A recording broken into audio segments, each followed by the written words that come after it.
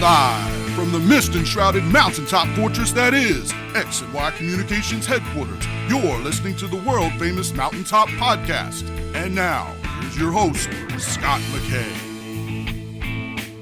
All right, how's it going, gentlemen? This is your main man, Scott McKay, coming at you again with another episode of the Mountaintop Podcast. Tomorrow, if you're listening to this, if you're listening to the sound of my voice right when the show comes out, tomorrow is the 250th anniversary of the good old US of A. This is a special show. We're going to talk about America.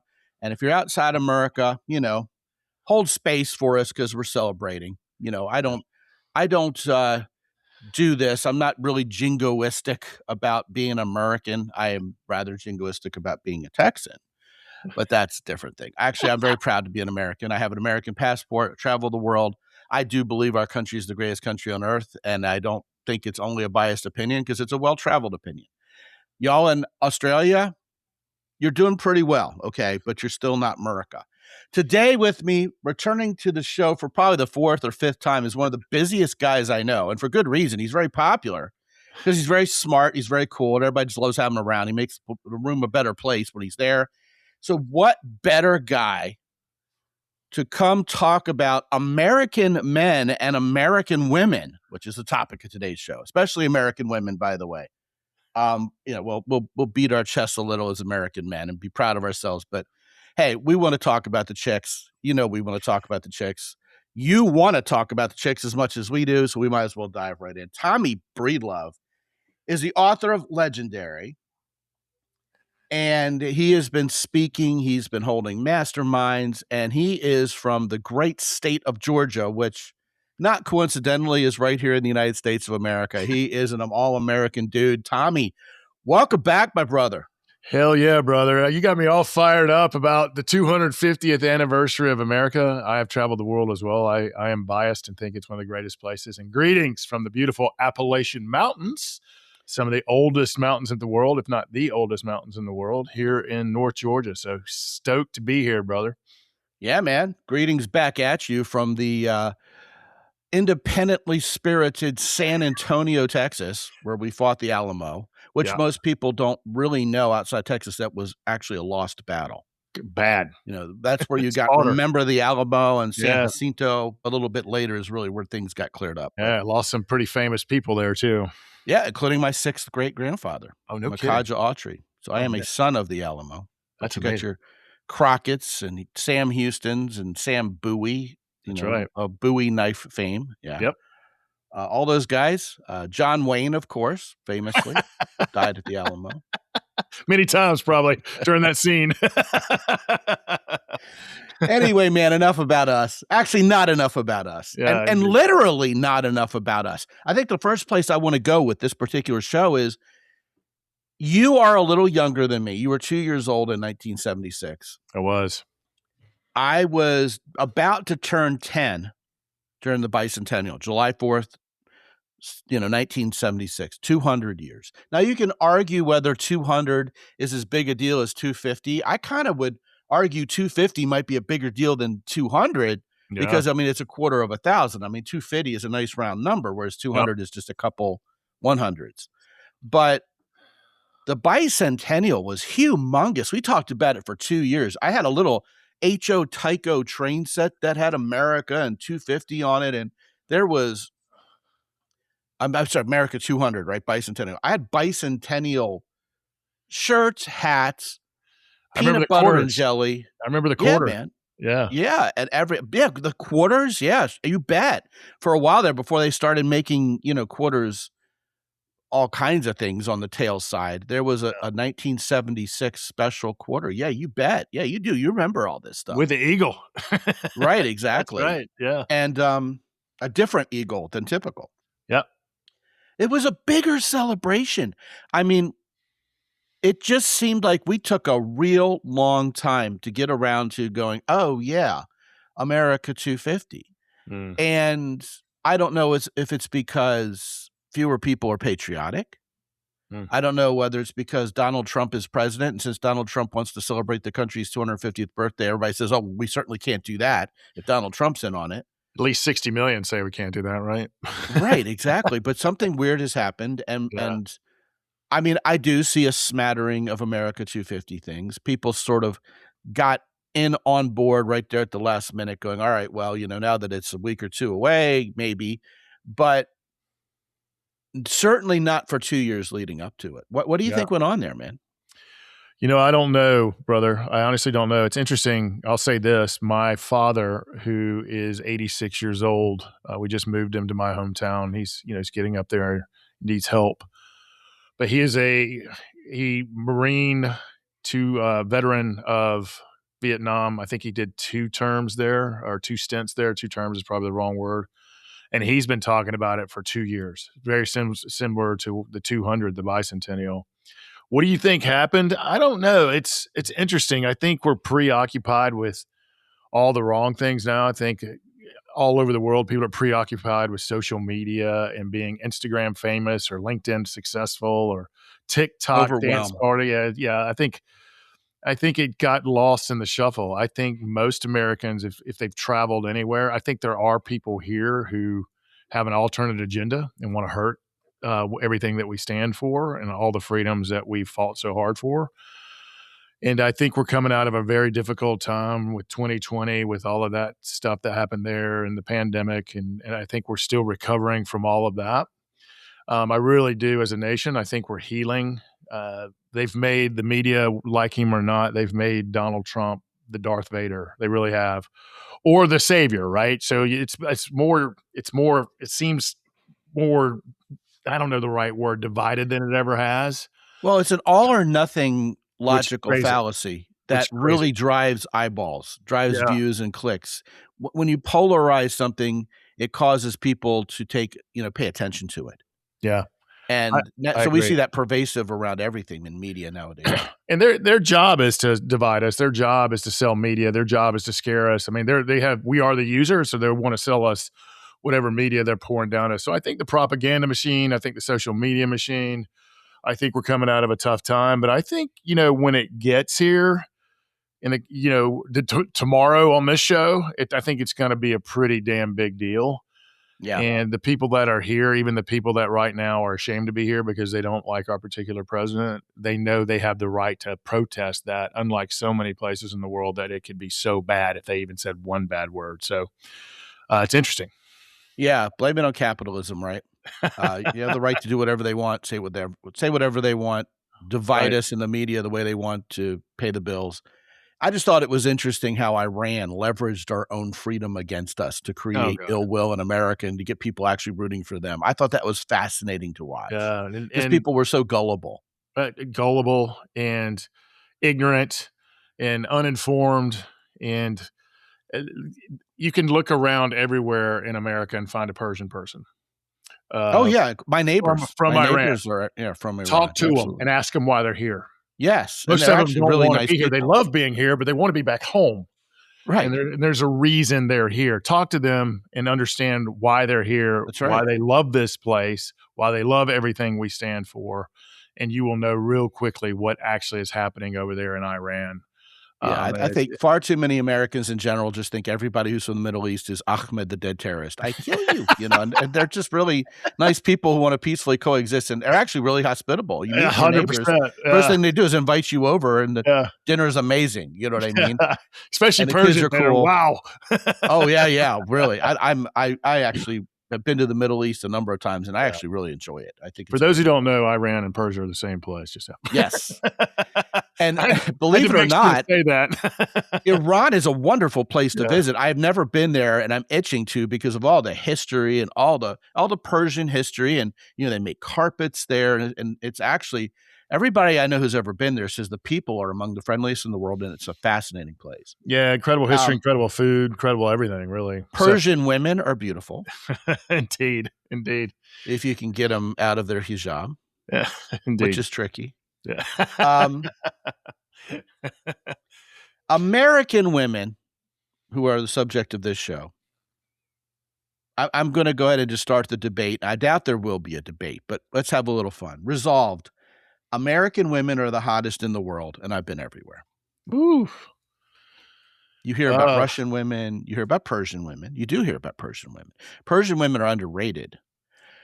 You hear about women in the Baltic regions. You Been to hear all about those places. Swedish women. Yeah, been to all those places. The most beautiful, well, maybe it's because we are the melting pot. Maybe it's because of what we do stand for. Maybe because Boom. Yes. the melting pot, you get all the people together and our bloods are mixed and we look different and got all the things. And so pound for pound, I would put us against anywhere in the world. There's beautiful women everywhere. There's not Pound for pound is a key word. I think I think American women might be a little curvier and thicker. Yeah. Yeah. And often in all the right places. Yeah. Yeah. I don't love the new trend though of the duck lips.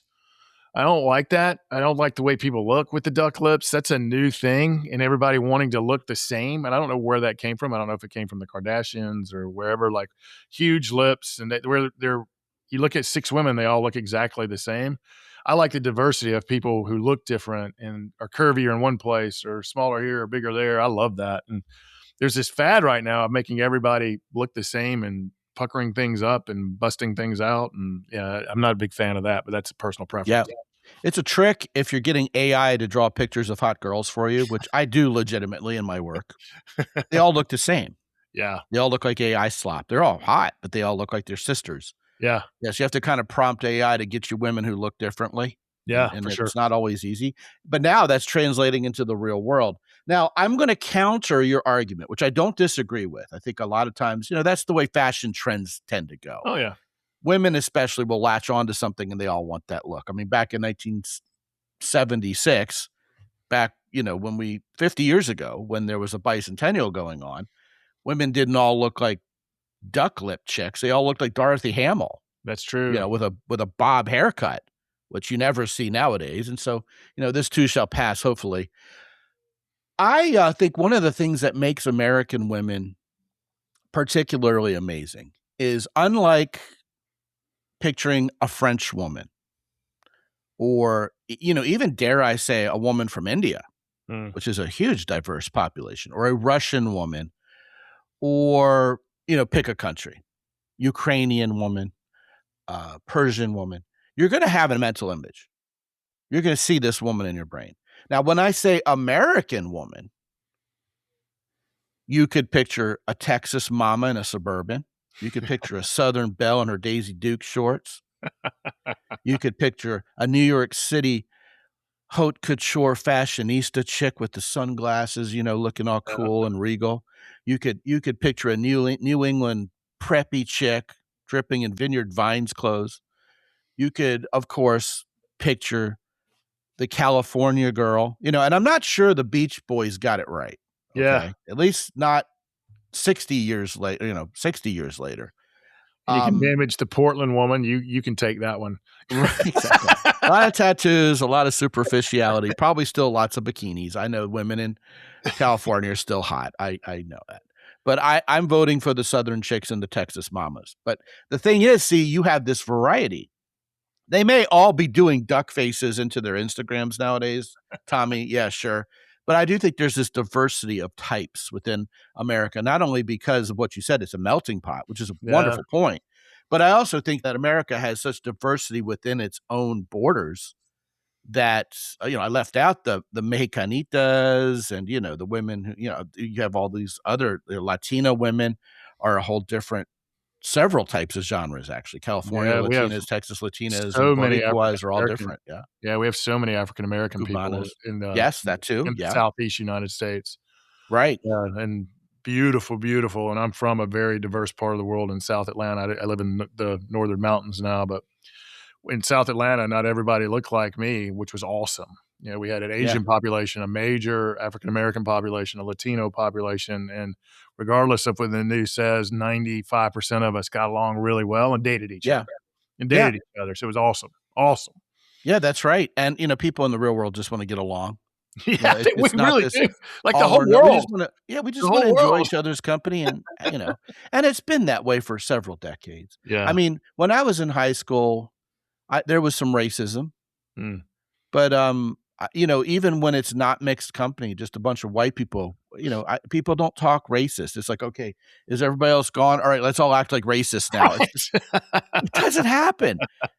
I think people suspect it does, and maybe it does in certain circles, But I have not heard someone be openly racist in years and years and years and years. I've only heard it from very elderly people, and they're not even meaning to be racist. Right. Which is Old weird. Habits die hard kind of thing. Which is weird. They would say, I don't understand what I'm saying. And, we're sensitive to it now, and they are not sensitive to it. Like, yes, you didn't have to tell me the ethnicity of the person you were describing. Right. Yeah. When we went to South Africa, we noticed that people were, especially people who are, retirement age, were still pretty racist people. Oh, yeah. Even though the rest of the country is trying very hard. Yeah. But we're not talking about them. Heck with South Africa. They can have a lot of hot people their own there. Birthday. We can They have a lot of hot people there, though. I worked with an entire tribe of South Africans, man. They were very good looking and very another fit. beautiful country, by the way. Yeah, very fit. Yes. Well, Americans, people can blame the food. People can blame the chemicals, everything RFK's trying to, get us to pay attention to. But, we aren't the skinniest people in the world. We aren't the slimmest. We don't walk. We all take a car everywhere. Right? Yeah. Yeah. It's a thing. Are American women less feminine than they used to be? You get a lot of complaints about, okay, you go to the rest of the world, especially in developing countries, especially in, South America, Latin America, certainly Asia, and everybody's fit and trim. And everybody the women are all feminine. They all still act like women. Have women stopped being feminine here? Is that a liability for American women? I haven't seen that. Like, I see it portrayed. I see us talking about it. I see there's an agenda on certain media, social media, and certain channels. I think people want that. I can only tell you about the people that I hang around. I run literally 5-day immersive retreats where these people go damn deep, seeking clarity, seeking to know who they truly are, seeking their purpose. When we do the personal development side, most of what we do is leadership and business side. But I'm telling you, we have men and women from all over the country and all different politics. And I think all of the women, I can't speak for all women because that's I can't generalize that, but I think most women want masculine and most masculine want feminine in their partner. And, I'm a lot more emotional than my wife. My wife is much more of a stoic than I am, but she is very feminine at the end of the day. And so is my colleague, Erica, who's number 2 in all of Legendary, and we've become a pretty big company. And we just had a woman who would tell you, she's pretty card-carrying Democrat from Oregon and one of my favorite people in the world, a poet, all the things, but she craves that masculine energy. And she even said she was the only woman at this last retreat. She said, I've just been amazed because I've been locked up with her sick mother who just passed away, but she was around 6 other like alpha males. And she said, I loved the masculine energy again. I loved being around that energy and it makes me motivated. It gets me charged up, gets her excited to date again. So again, there's perception and reality. There's agenda and reality. What I have found, and I'm in the human development business, man, right? I'm in the success acceleration business. What I have found is people are still pretty much consistent with what we've evolved into being and what we've evolved from. And you can't just agenda that out. There's thousands of years of evolution. There's thousands. So I don't think so. I haven't seen it personally, and I have anecdotal data, a lot of data now. I don't have, I'm not a data scientist, but I'm not seeing it, especially in the Southeast United States. I'm definitely not seeing it at all. So I'm seeing more, there is women in my life, especially a lot of lesbian women. I have a lot of lesbian friends, and you can see the more feminine, masculine partner in those long-term relationships that are good friends with mine. So even those relationships, there's usually one with a little more masculine energy and one with a little more feminine energy. But for the most part, I think our DNA craves, I think our pheromones crave the differences. I really believe that. And that's all anecdotal, but I'm seeing it real time. And sometimes we're talking to thousands of people. Sometimes we're talking to 16, right? It doesn't matter. I'm not seeing any trend that would lead me to believe we're losing our femininity as America. I really don't. They wouldn't sell so much shit out there to help people, man. We buy a lot of shit. Can I say that on this podcast? We buy a lot of stuff, man. That makes we it on more this masculine. podcast hope you'll buy a lot of shit from us and from you. So I mean, right. shit away. Yeah. I think you touched upon something that's right on the money. You see it portrayed, but not so much in real life. Now, these people from the Pacific Northwest, from New York City, they're going to come at us and go, "Oh, you guys, you got blinders on." Look, I see you all. I acknowledge you all. I understand there's a lot of women who are non-binary, a lot of people who are non-binary. They're forsaking masculine, feminine energy in general. We know that exists. And yeah, of course. We know there are women who want to be super bitches and be the providers and protectors and all that. And God bless them all. But overall, do you think that's statistically the norm? Not even close. Not even close. No. Not even close. Most people are still attracted to motos, members of the other sex. Women still want to be women. Men still want to be men. I think a lot of guys are very confused, and we can go into this. It would be a nice segue. A lot of guys are confused about what that means nowadays because primarily we feel like we should be providers and protectors. But again, this all or nothing media said, no, you need to sit down and shut up and do better, whatever that means, because you're toxic, because you're masculine, and you should believe all women, and women never do wrong and men never do anything right. And a lot of guys just backed off, especially young men, and became neuter earthworms and just said, I'm not going to even wrestle with this. Yeah. And then they wonder why they're not getting any girlfriends. The provider protector, that virtuous masculinity, is not only attractive to women and will always be attractive to feminine women because it's the leading element of masculine feminine polarity. We lead with, okay, a provider, a protector, someone who can preside is in your presence, and women get all excited and go, cool. Now that the man can provide and protect, and may not be that she doesn't get a job and she's a freeloader. We can't descend into these negative stereotypes. Right. Some people are broken, some people are dysfunctional, but in a healthy environment, the women is freed up to do all those things we live for on weekends: fun, joy, comfort, all those things. The party, hospitality, all those things that make life wonderful are brought by feminine women. Mm. But what we see happening is no focus at all on virtuous masculinity. Mm. And so men are thinking, well, women actually want to provide and protect for themselves. They want to go get a job. But, like I always say, when their house catches on fire, they're still going to call the fire department. A bunch of guys are going to come and put the fire out for them. Yep. Again, God bless, more power to female firefighters. But you know what? Ultimately, it's going to be a bunch of dudes. Yeah. And so I think American men, we feel masculine. We know we should be masculine, but we're believing the media telling us not to be masculine. Yeah. And Tommy, I think it's because when there's not a man in charge of the house, the family falls apart. And when there's no family, there's no leadership. And something bigger than the family, cough, government, can step in and start being in control. So I think we need to be vigilant as men on that stuff. I will say this. I'll give you some anecdotal data as well. So where I live, there's a massive amount of special operations here. The mountain phase of Ranger training, which is Army Special Ops, is here in my hometown. So we also have the University of North Georgia, which is the military college. And there's a reason I'm saying all this.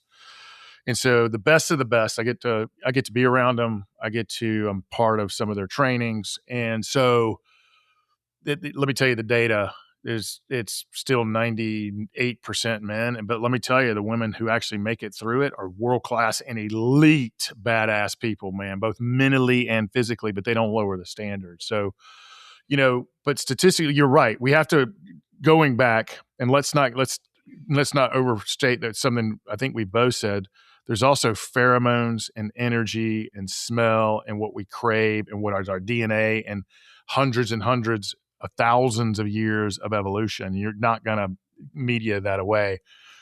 But I think anything to take power and control, taking the virtuous out of anything, taking the morality out of anything, taking the tradition out of anything, taking the borders out of anything. What do you mean borders? Well, go anywhere in the country and go anywhere in the world and try to migrate there. You're not going to be able to do it. So, yeah. I always find it's interesting how China will criticize America for being racist and for human rights violations. Try to be a Muslim there, and try to they'll literally put you in prison camps. Look it up and go to Asia in general and see if racism doesn't exist. They're not just racist. They don't even see certain countries as human beings. Go there and see what I'm talking about. Anyway, that's a digression. Let's not go negative. But getting back to it, if you have an agenda to make things less virtuous, if you have an agenda to take away borders or thinking or my way or the highway or not freedom of speech, it's very dangerous. And take men out of the family and all the things. I think we have to be vigilant. I think people are vigilant. And I think if it feels wrong, it is wrong. And I'm not going to be told what is wrong. I'm not going to be bullied in. And if we've got into this righteous bullying. I'm righteous and I can bully you and I can shame you and I can cancel you. And, a lot of us say, I just don't let people who don't matter, man. And it feels wrong to me. It is wrong. And I think, if people are confused, it's purposeful, because they've how very American of you. Yeah, I think it's very purposeful. If people are confused, I think there's a reason they're confused, and I think it's because of what they're watching and seeing. And there's an agenda out there, and the agenda is power. And who they've been hanging out with. Yep, and the agenda is power and control. And if you don't think that on both sides, right? And so it's interesting. I could put Going back to it, at our most intimate thing that we do, those retreats, as well as I was just talking about with my friend, we don't allow political discussions and we don't allow religion. We do allow spirituality. So if you want to talk about God, or as long as it doesn't condemn or exclude, we allow it. As long as it doesn't get dogmatic. Correct. As long as you don't get certain and condemn and exclude. And I'm telling you, we have, again, just like this is what makes this country so great, man. You have freedom of choice. You have freedom of speech. You have freedom. You have more freedoms than anywhere in the world, bar none. And when I get these, entrepreneurial business leaders, men and women together from all over this great country, they get along.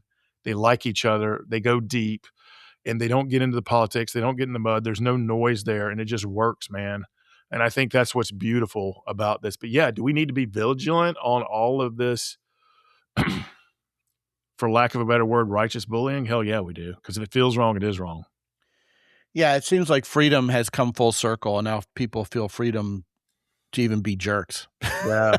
I mean, I don't think that's necessarily new. I mean, freedom of speech is freedom of speech. So if I'm free, if I feel free to limit your speech, that's still sort of an attempt at freedom of speech, demented and sad, but freedom. I believe nowadays, getting back to the America 250 thing, which I speak so glibly about, this America 250 thing, the 250th anniversary of America, there's a lot of American guilt. And, this comes on the heels of race guilt, male guilt.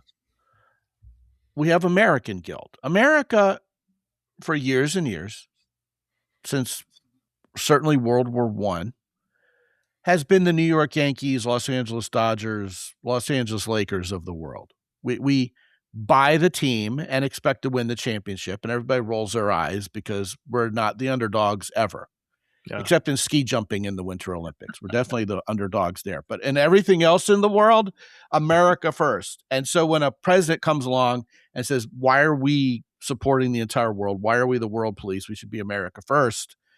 It bristles people because, again, the media has trained us to believe we shouldn't be the champions. It's someone else's turn. Men should relax, and the future is female. America should relax, and the future is global. So I think a lot of people are very timid about celebrating America 250 because it sounds very arrogant. And yet, without America, where would this world be? I mean, that's the facts. That's the facts. America's brought amazing innovations. The free world is the free world because America stepped in. Do we make Imperial mistakes? Are we Japan and perfect? Nazi Germany would have been a really bad time for all of us for a long time. Imperial You bet. Japan and Nazi Germany would have been horrific. Yes, Horrific. that's right. For everyone. And Except not them. to live in the past, I still think we're doing great things. Yeah. Oh, yeah. For sure. For sure. So the only thing I'm going to push back on you, Scott, is I don't think it's guilt. I think it's shame. So guilt is I've actually done something wrong.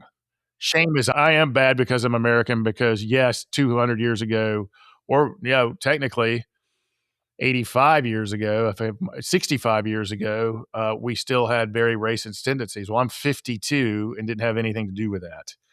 Well, let's unpack that. Yeah. I think you make a fair point, okay? Yeah. You're not wrong. Yep. Guilt and shame are very closely related concepts, but they're not synonymous. Yep. Shame is what you feel because of guilt.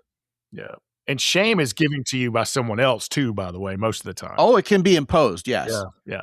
I think a lot of times people reach back into the dark parts of American history, and then the guilt is imposed upon them by media, especially for that. And that's focused on at the exclusion of the great things America has done.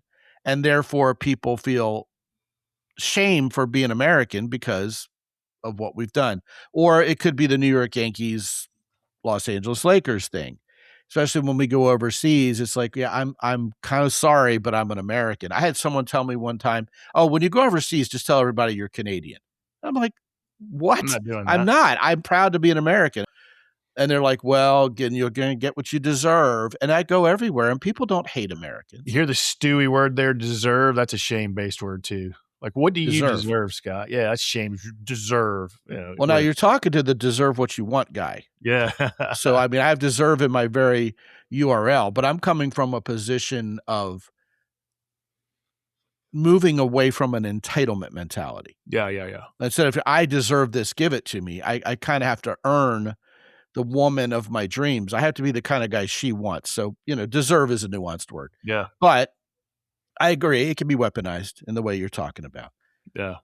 But I think a lot of Americans, especially when we go overseas, we're expecting people not to like Americans and to boo us off the stage. But generally speaking, people are like, oh, Americans are fun. We're typically attractive. I may be the traveling exception. We're a lot of fun. We're independent. I mean, I think a lot of the world sees Americans and Australians similarly in terms of, the no worries, happy-go-lucky. We're not afraid of much. We're courageous. We'll battle, no problem. It's a mere flesh wound. They see Americans like that, Is it a stereotype? Yes. But I think the rest of the world doesn't see America as the enemy. Not really. I mean, you talked about the Persian folks who their country is saying death to America. Where do they go to flee that? They come here. Yeah. I mean, hello, wake up. But the media is driving this shame on our own people because of something we should apparently feel guilty for that in many ways, you're right, we didn't even do. Yeah. So I think to bring that conversation back full circle, Tommy, I think most of the real world doesn't actually feel like that. I do think most of us actually are happy to hold an American passport and understand our freedoms and understand things could have been a lot worse if we were born on North Korean soil. I think people know that. Yep. Somalia. Yeah. There's a lot of places. Yeah. Let me tell you this. Let's go way back. Human history sucks. In general. What we have done, I mean, we can build some of the greatest buildings and technology and, where the same people can build skyscrapers and fly to Mars, but we can also build nuclear weapons. There's been atrocities all over the world since the beginning of men in the name of religion, in the name of power, in the name of my economics, in the name of, less than 300 years ago, if somebody with a different culture, a different religion, or a different race came to your door, they were probably 90% to 80% meant to do some harm. And so human history is filled with atrocities. Human history is filled with racism. Human history is filled with certainty that always leads to disaster. I'm certain about this, then it's disastrous. And so American history is no different, except we've done a lot more right than we've done wrong. Yeah, I think if you go back 150, 200 years ago anywhere, yeah, you're going to not be happy with the way your country and your people were behaving. Yeah, that's right. I agree. And I think that's right. And Europeans and Asians have loved shooting at each other and all over the world. I mean, they've loved shooting at each other since the beginning. It's same with Africa too. And so, there's still atrocities that, there's still happens. Look into Sudan right now. It's crazy. Yep. Yeah, the shame that's given to us, the agenda of shame to don't be proud. And I travel the world just like you do. I'm getting ready to go speak in Croatia. Fired up about that, man. I guarantee you. Have you been to Croatia yet? Never. Oh. I've heard nothing but good. Oh, it's underrated. Americans don't even realize Croatia's there. The Europeans have figured it out a long time ago. And 30 years ago, they were slaughtering each other over religion. Slaughtering. Genocide. Yes. Genocide. Yes, and it was the Christians slaughtering the Muslims. Correct. Yeah, but you didn't hear about that in the media. No. So there is, here it's about power, control, money, media, and division, and that, that stuff sells and that stuff makes a lot of money. And so, yeah, I don't accept the shame. I've traveled the world. I've never had someone question me as an American or try to do something to me because I was American. And, I know everyone else like me goes and travels. So I'll keep saying, if it feels wrong, it is wrong. Why not be proud of where you're from? If you're not, then move. Go somewhere else and see what it's like. I don't think most of us want to move, though. I think more people want to move here than vice versa. I mean, they love to proof text, find that one example of the guy who migrated to Russia or to China. I have a Facebook friend who has moved to China, and he brags about living in China. And it's funny because he'll get a whole bunch of people who agree with him. Wow, China sounds nicer than America. It's like, wow, you were easily swayed by one biased Facebook post now, weren't you? Yeah. I had a friend that lived there for 4 years. They actually keep track of you, and you lose social status points if you say certain things or do certain things or act certain ways, and it could lead. And I'm just saying, like, hey, I don't, as an example, I don't believe in this policy that we just did with Tibet.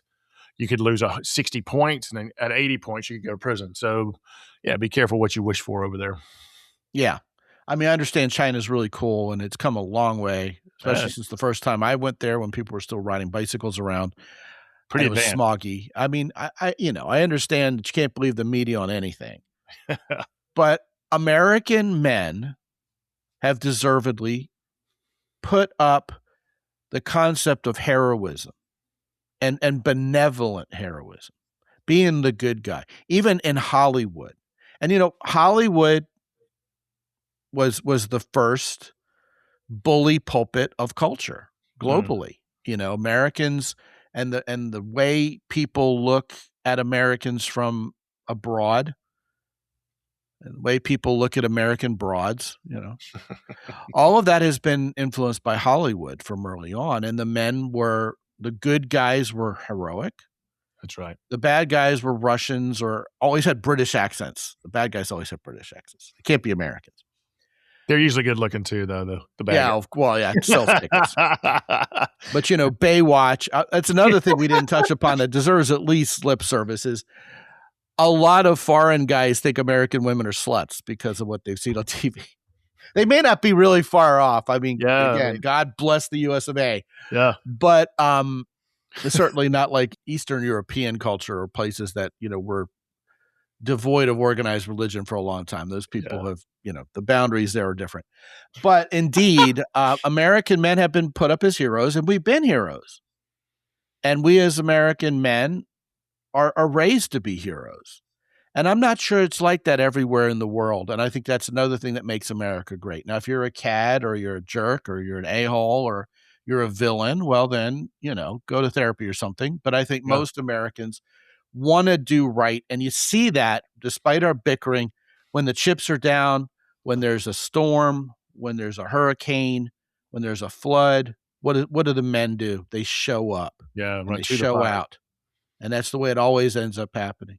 Yeah, we mostly run to the fire. Run to the fire, not away from the fire. That's right. And I think even the garden variety guys who sit at home with Cheeto fingers, they'll rise up and be American when the chips are down. I just believe I've seen it happen. Yeah. It's like, man, maybe I should do something. I do fear for our next generation who's spent a whole lot of time with blue light. But I ultimately believe, just like you said very eloquently before, there's a force here that you're not going to stop. you could try to keep men and women from screwing, but boy, are we horny. It's not going to stop, Tommy. Yeah. We're going to keep on making young Americans, as David Bowie once famously said. I love this conversation. I love America, and I love you, man. I'm so glad you're here. I think this has been a fantastic conversation. Before we run out of time, I want to tell these guys how to find you, because I know these guys are going to want to get their hands on your book, Legendary. Yeah. Right at the top, once again, of my Amazon influencer queue, gentlemen, mountaintoppodcast.com/Amazon. Also, livelegendary.today is Tommy's new site. Give us the elevator pitch, man, on what's up at that site. Well, let's start with the book, man. If you're not a reader, I'll read the damn book to you. And there's no excuse. So go to Audible and get it. It's a Wall Street Journal and USA Today bestseller.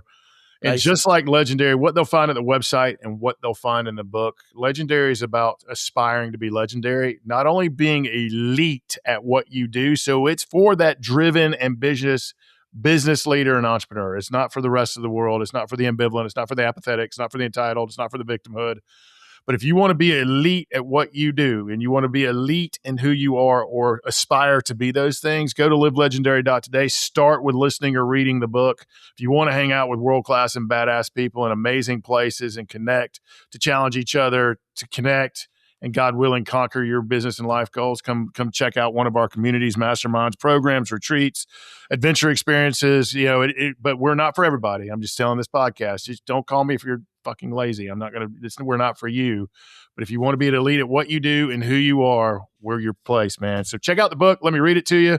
Go to livelegendary.today, or even better, email me directly at tommy@livelegendary.today. Thank you for allowing me to do that, brother.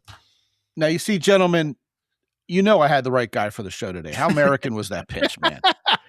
For what it's worth, as always, you can go to mountaintoppodcast.com/live legendary and be teleported to Tommy's site as well. You guys are used to that. Live Legendary is the key word to put behind the URL.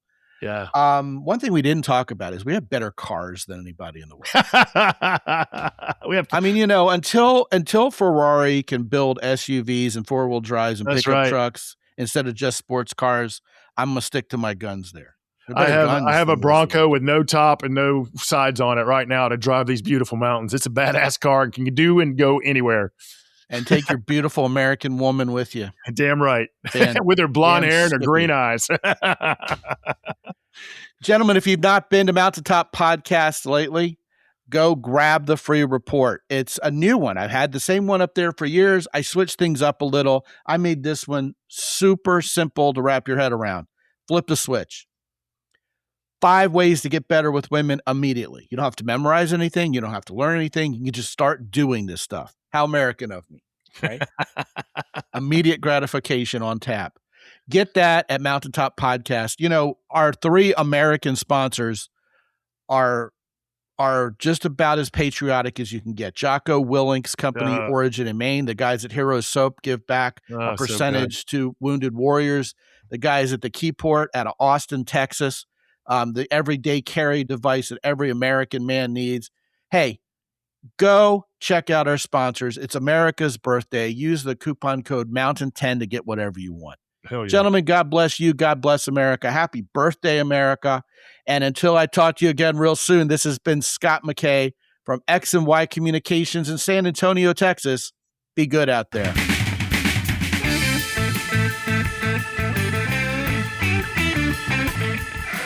The Mountaintop Podcast is produced by X&Y Communications. All rights reserved worldwide. Be sure to visit www.mountaintoppodcast.com for show notes.